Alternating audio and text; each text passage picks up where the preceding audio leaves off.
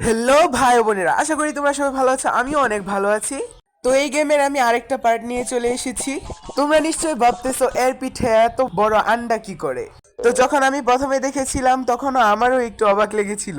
তো সে আগে খাইতো টেকা ওহনা আন্ডা খায়া দিছে, আন্ডা বড় করতেছে, বড় করতেই আছে আর ধীরে ধীরে তার স্বামীর কাছে আগায়া চলতেছে। তো দেখা যাক আন্ডা ফাইটটা কি বাইর হয়।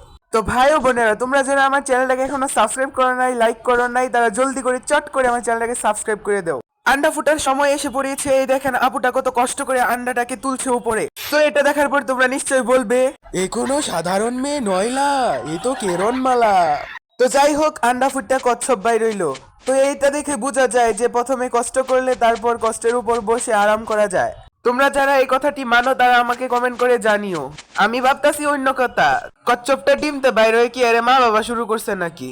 প্রথমে সেরির মাথার উপরে কচ্ছপ আসিন, না সেরি কচ্ছপের উপরে। Happy family.